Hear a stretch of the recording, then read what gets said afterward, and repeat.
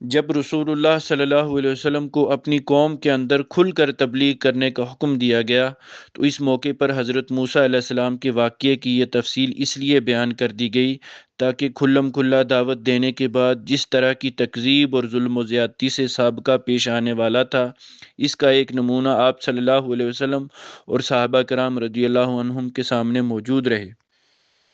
Professor doctor Tasnim Ahmad صاحب کی ایک کتاب ہے روح الامین کی معیت میں کاروان نبوت صلی اللہ علیہ وسلم۔ اس میں انہوں نے نزولی ترتیب کے اعتبار سے قرآن مجید کو مرتب کرنے کی ایک صحیح کی ہے، اور اس انداز میں سیرت کو بھی انہوں نے بیان کیا ہے۔ اس میں انہوں نے یہ تحقیق کی ہے کہ ابتدائی جو 3 سال ہیں اس کے اندر تقریباً 17 جو ہے وہ صورتیں، چھوٹی چھوٹی صورتیں وہ نازل ہو چکی تھیں۔ شروع میں جو قرآن مجید نازل ہوا، یہ ابتدائے دعوت کی مناسبت سے چند چھوٹے چھوٹے مختصر بولوں پر مشتمل تھا، جن کی زبان نہایت شستہ، نہایت شیریں، نہایت پر اثر اور مخاطب قوم کے مزاج کے مطابق بہترین ادبی رنگ لیے ہوئے تھی، تاکہ دلوں میں یہ بول تیر و نشتر کی طرح پیوست ہو جائیں، کان خود بخود ان کے ترنم کی وجہ سے ان کی طرف متوجہ ہوں، اور زبانیں ان کے حسن تناسب کی وجہ سے بے اختیار ہو کر انہیں دہرانے لگیں۔ تو نزول قرآن کے اس بابرکت ماحول میں اور پھر سورہ شعراء کی مذکورہ آیت کے نزول کے بعد نبی اکرم صلی اللہ علیہ وسلم نے پہلا کام یہ کیا کہ بنی ہاشم کو جمع کیا، اور ان کے ساتھ بنی مطلب بن عبد مناف کی بھی ایک جماعت تھی۔ کل 45 آدمی تھے، لیکن ابو لہب نے بات لپک لی اور بولا، دیکھو یہ تمہارے چچا اور چچیرے بھائی ہیں، بات کرو لیکن نادانی چھوڑ دو، اور یہ سمجھ لو کہ تمہارا خاندان سارے عرب سے مقابلے کی تاب نہیں رکھتا، اور میں سب سے زیادہ حقدار ہوں کہ تمہیں پکڑ لوں، بس تمہارے لیے تمہارے باپ کا خانوادہ ہی کافی ہے، اور اگر تم اپنی بات پر قائم رہے تو بہت آسان ہوگا کہ قریش سارے کے سارے قبائل تم پر ٹوٹ پڑیں اور بقیہ عرب بھی ان کی امداد کریں، پھر میں نہیں جانتا کہ کوئی شخص اپنے باپ کے خانوادے کے لیے تم سے بڑھ کر شر اور تباہی کا باعث ہوگا۔ اس پر نبی صلی اللہ علیہ وسلم نے خاموشی اختیار کر لی اور اس مجلس میں کوئی گفتگو نہ کی۔ اس کے بعد آپ صلی اللہ علیہ وسلم نے انہیں دوبارہ جمع کیا اور ارشاد فرمایا، ساری حمد اللہ کے لیے ہے، میں اس کی حمد کرتا ہوں اور اس سے مدد چاہتا ہوں، اس پر ایمان رکھتا ہوں، اسی پر بھروسہ کرتا ہوں، اور یہ گواہی دیتا ہوں کہ اللہ کے سوا کوئی عبادت کے لائق نہیں، وہ تنہا ہے، اس کا کوئی شریک نہیں۔ پھر آپ صلی اللہ علیہ وسلم نے فرمایا، رہنما اپنے گھر کے لوگوں سے جھوٹ نہیں بول سکتا، خدا کی قسم جس کے سوا کوئی معبود نہیں، میں تمہاری طرف خصوصاً اور لوگوں کی طرف عموماً اللہ کا رسول ہوں، بخدا تم لوگ اسی طرح موت سے دوچار ہوگے جیسے سو جاتے ہو، اور اسی طرح اٹھائے جاؤ گے جیسے سو کر جاگتے ہو، پھر جو کچھ تم کرتے ہو اس کا تم سے حساب لیا جائے گا، اس کے بعد یا تو ہمیشہ کے لیے جنت ہے یا ہمیشہ کے لیے جہنم۔ اس پر ابو طالب نے کہا، ہمیں تمہاری معاونت کس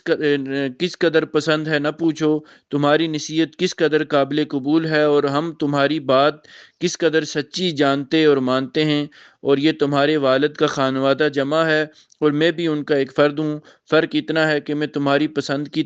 تکمیل کے لیے ان سب سے پیش ہوں، لہٰذا تمہیں جس بات کا حکم ہوا ہے اسے انجام دو، بخدا میں تمہاری مسلسل حفاظت و اعانت کرتا رہوں گا، البتہ میری طبیعت عبد المطلب کا دین چھوڑنے پر راضی نہیں۔ ابو لہب نے کہا، خدا کی قسم یہ برائی ہے، اس کے ہاتھ دوسروں سے پہلے تم لوگ خود ہی پکڑ لو۔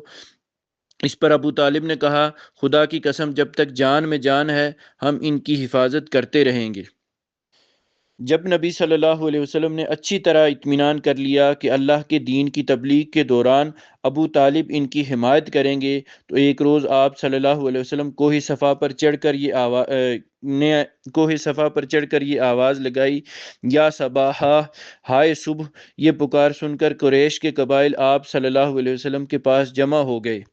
اور آپ صلی اللہ علیہ وسلم نے انہیں خدا کی توحید، اپنی رسالت اور یوم آخرت پر ایمان لانے کی دعوت دی۔ اس واقعے کا ایک ٹکڑا صحیح بخاری میں ابن عباس رضی اللہ تعالیٰ عنہ سے مروی ہے۔ روایت کچھ یوں ہے، جب وَأَنذِرْ عَشِيرَتَكَ الْأَقْرَبِينَ نازل ہوئی تو نبی اکرم صلی اللہ علیہ وسلم نے کوہ صفا پر چڑھ کر بطون قریش کو دعوت لگانی شروع کی، اے بنی فہر، اے بنی عدی، یہاں تک کہ سب کے سب اکٹھا ہو گئے، حتیٰ کہ اگر کوئی آدمی خود نہ جا سکتا تھا تو اس نے اپنا قاصد بھیجا کہ دیکھے کیا معاملہ ہے۔ غرض قریش آ گئے، ابو لہب بھی آ گیا۔ اس کے بعد آپ صلی اللہ علیہ وسلم نے فرمایا، تم لوگ یہ بتاؤ کہ اگر میں یہ خبر دوں کہ ادھر وادی میں شاہ سفاروں کی ایک جماعت ہے جو تم پر چھاپا مارنا چاہتی ہے تو کیا تم مجھے سچا مانو گے؟ لوگوں نے کہا ہاں، ہم نے آپ پر سچ ہی کا تجربہ کیا ہے۔ آپ صلی اللہ علیہ وسلم نے فرمایا، اچھا تو میں تمہیں ایک سخت عذاب سے پہلے خبردار کرنے کے لیے بھیجا گیا ہوں۔ اس پر ابو لہب نے کہا، تو سارے دن غارت ہو، تو نے ہمیں اسی لیے جمع کیا۔ اس پر سورہ تبت یدا ابی لہب نازل ہوئی، ابو لہب کے ہاتھ غارت ہوں اور وہ خود غارت ہو۔ اس واقعے کا ایک اور ٹکڑا امام مسلم نے اپنی صحیح میں ابو ہریرہ رضی اللہ تعالیٰ عنہ سے روایت کیا ہے۔ وہ کہتے ہیں کہ جب ہم آیت وَأَنذِرْ عَشِيرَتَكَ الْأَقْرَبِينَ جب نازل ہوئی تو رسول اللہ صلی اللہ علیہ وسلم نے پکار لگائی۔ یہ پکار عام بھی تھی اور خاص بھی۔ آپ صلی اللہ علیہ وسلم نے کہا، اے جماعت قریش، اپنے آپ کو جہنم سے بچاؤ، اے بنی کعب، اپنے آپ کو جہنم سے بچاؤ، اے محمد صلی اللہ علیہ وسلم کی بیٹی فاطمہ، اپنے آپ کو جہنم سے بچا، کیونکہ میں تم لوگوں کو اللہ کی گرفت سے بچانے کا کچھ بھی اختیار نہیں رکھتا۔ البتہ تم لوگوں سے نسبت و قرابت کے تعلقات ہیں جنہیں میں باقی و تر و تازہ رکھنے کی کوشش کروں گا۔ یہ بانگ درا غایت تبلیغ تھی۔ رسول اللہ صلی اللہ علیہ وسلم نے اپنے قریب ترین لوگوں پر واضح کر دیا کہ اب اس رسالت کی تصدیق ہی پر تعلقات موقوف ہیں، اور جس نسلی اور قبائلی عصبیت پر عرب قائم ہیں وہ اس خدائی انذار کی حرارت میں پگھل کر ختم ہو چکی ہے۔ اس آواز کی گونج ابھی مکہ کے اطراف میں سنائی ہی دے رہی تھی کہ اللہ تعالیٰ کا ایک اور حکم نازل ہوا، فَاصْدَعْ بِمَا تُؤْمَرْ وَأَعْرِضْ عَنِ الْمُشْرِكِينَ۔ آپ کو جو حکم ملا ہے اسے کھول کر بیان کر دیجئے اور مشرکین سے رخ پھیر لیجئے۔ اس کے بعد رسول اللہ صلی اللہ علیہ وسلم نے شرک کے خرافات و اباطیل کا پردہ چاک کرنا اور بتوں کی حقیقت اور قدر و قیمت کو واشگاف کرنا شروع کر دیا۔ آپ مثالیں دے دے کر سمجھاتے کہ یہ کس قدر عاجز و ناکارہ ہیں، اور دلائل سے واضح فرماتے کہ جو شخص انہیں پوجتا ہے اور ان کو اپنے اور اللہ کے درمیان وسیلہ بناتا ہے وہ کس قدر کھلی گمراہی میں ہے۔ مکہ ایک ایسی آواز سن کر جس میں مشرکین اور بت پرستوں کو گمراہ کہا گیا تھا احساس غضب سے پھٹ پڑا اور شدید غم و غصہ سے پیچ و تاب کھانے لگا، گویا بجلی کا کڑکا تھا جس نے پرسکون فضا کو ہلا کر رکھ دیا تھا۔ اسی لیے قریش اس اچانک پھٹ پڑنے والے انقلاب کی جڑ کاٹنے کے لیے اٹھ کھڑے ہوئے کہ اس کی پشتینی رسم و رواج کا صفایا ہوا چاہتا تھا۔ قریش اٹھ پڑے کیونکہ وہ جانتے تھے کہ غیر اللہ کی الوہیت کے انکار اور آخرت و رسالت پر ایمان لانے کا مطلب یہ ہے کہ اپنے آپ کو مکمل طور پر اس رسالت کے حوالے کر دیا جائے اور اس کی بے چون و چرا اطاعت کی جائے، یعنی اس طرح کہ دوسرے تو درکنار خود اپنی جان اور اپنے مال تک کے بارے میں کوئی اختیار نہ رہے۔ اور اس کے معنی یہ تھے کہ مکہ والوں کو دینی رنگ میں اہل عرب پر جو بڑائی اور سرداری حاصل تھی اس کا صفایا ہو جائے گا، اور اللہ اور اس کے رسول صلی اللہ علیہ وسلم کی مرضی کے مطابق نے اپنی مرضی پر عمل پیرا ہونے کا اختیار نہ رہے گا۔ یعنی نچلے طبقے پر انہوں نے جو مظالم روا رکھے تھے اور صبح و شام جن برائیوں میں لت پت رہتے تھے ان سے دستکش ہوتے ہی بنے گی۔ قریش اس مطلب کو اچھی طرح سمجھ رہے تھے، اس لیے ان کی طبیعت اس رسوا کن پوزیشن کو قبول کرنے کے لیے تیار نہ تھی، لیکن کسی شرف اور خیر کے پیش نظر نہیں، بلکہ اس لیے کہ انسان چاہتا ہے کہ آئندہ بھی برائی کرتا رہے۔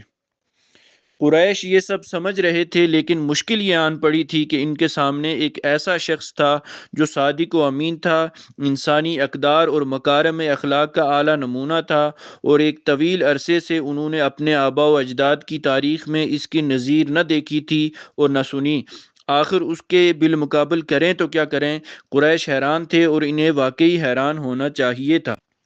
کافی غور و خوض کے بعد ایک راستہ سمجھ میں آیا کہ آپ کے چچا ابو طالب کے پاس جائیں اور مطالبہ کریں کہ وہ آپ کو آپ کے کام سے روک دیں۔ پھر انہوں نے اس مطالبے کو در حقیقت واقعیت کا جامہ پہنانے کے لیے یہ دلیل تیار کی کہ ان کے معبودوں کو چھوڑنے کی دعوت دینا اور یہ کہنا کہ معبود نفع و نقصان پہنچانے یا کچھ کرنے کی طاقت نہیں رکھتے، در حقیقت ان معبودوں کی سخت توہین اور بری گالی ہے، اور یہ ہمارے ان آبا و اجداد کو احمق اور گمراہ قرار دینے کے بھی ہم مانی ہے جو اسی دین پر گزر چکے ہیں۔ قریش کو یہی راستہ سمجھ میں آیا اور انہوں نے بڑی تیزی سے اس پر چلنا شروع کر دیا۔ ابن اسحاق کہتے ہیں کہ اشراف قریش سے چند آدمی ابو طالب کے پاس گئے اور بولے، اے ابو طالب، آپ کے بھتیجے نے ہمارے خداؤں کو برا بلا کہا ہے، ہمارے دین کی عیب چینی کی ہے، ہماری عقلوں کو حماقت زدہ کہا ہے اور ہمارے باپ دادا کو گمراہ قرار دیا ہے،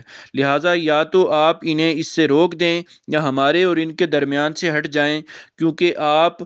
بھی ہماری ہی طرح ان سے مختلف دین پر ہیں، ہم ان کے معاملے میں آپ کے لیے کافی رہیں گے۔ اس کے جواب میں ابو طالب نے نرم بات کہی اور